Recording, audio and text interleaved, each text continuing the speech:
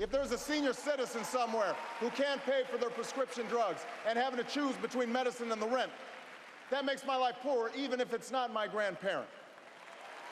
If there's an Arab American family being rounded up without benefit of an attorney or due process, that threatens my civil liberties. How blessed we are to have had people before us, day by day, brick by brick, build these extraordinary countries of ours. And with that, I just have two more words to say. Obama out. Barack Obama will be giving his final speech as President of the United States tonight in Chicago. From 2004, when he delivered the Democratic keynote speech, to this past year addressing Canada's Parliament, Barack Obama has delivered many memorable speeches. Aarti Pohl joins us with a look back at some. And Aarti, let's start with what we can expect tonight from Obama's final speech as POTUS. Well, certainly, without question, political leanings aside, one would call him a phenomenal orator, and certainly his delivery, the choice of words have always been very powerful with his audiences. What we're looking at tonight as one of the final opportunities he will have to use those skills in this particular capacity as the President of the United States is certainly we expect that he will highlight his legacy that he hopes to leave behind, environmental protections, the opening of diplomatic relations between the United States and Cuba. As well as we've heard from the White House press secretary that he will give a message of forward-looking hope and also the significant progress that the administration feels that they've made during the course of Obama's terms in office. So this is part of what we expect we will hear. There have been reports that he wrote this himself, that it has been in the works for months on his trips to Hawaii over the holidays. It's not just golf that's going on. It appears he's also drafting this very thoughtful speech that he is said to give tonight. So that is part of what we will expect to hear. Now, when we're talking about a message of hope, perhaps this will be a way to bookend the way that, of course, his campaign and his presidency started as well. So let's take a look back. This is in 2008, that catchphrase, the slogan for the Obama presidency, really, yes, we can. That is what you heard in New Hampshire after he won that primary. Take a listen. There has never been anything false about hope.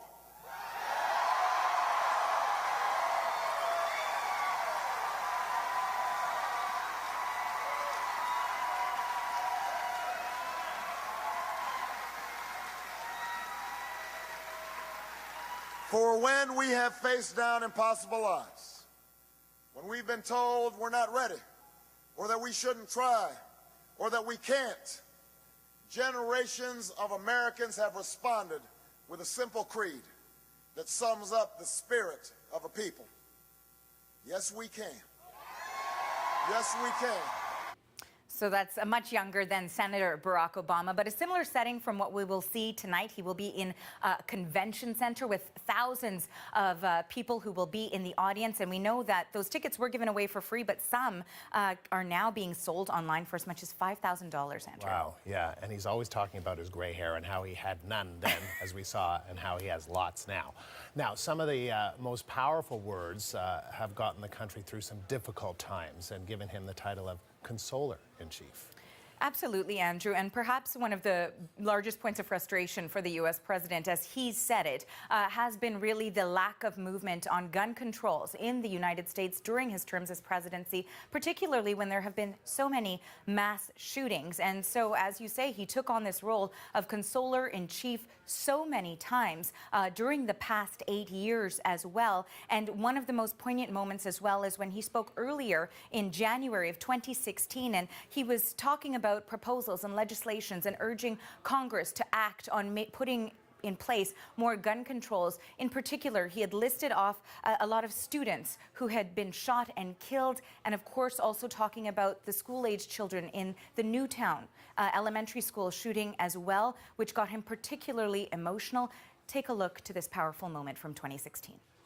And from every family who never imagined that their loved one would be taken from our lives by a bullet from a gun.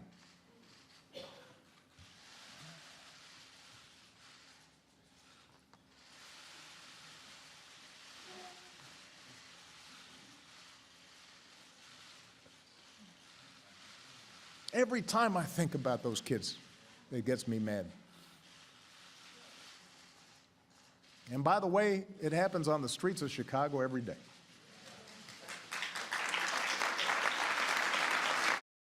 And Chicago, of course, is where he will be delivering his final address, this farewell speech tonight, and no doubt it will be historic. Andrew. All right, Aarti, thank you. You're welcome. And we will have special live coverage of Barack Obama's farewell address for you. That begins tonight at 9 p.m. Eastern here on CBC News Network.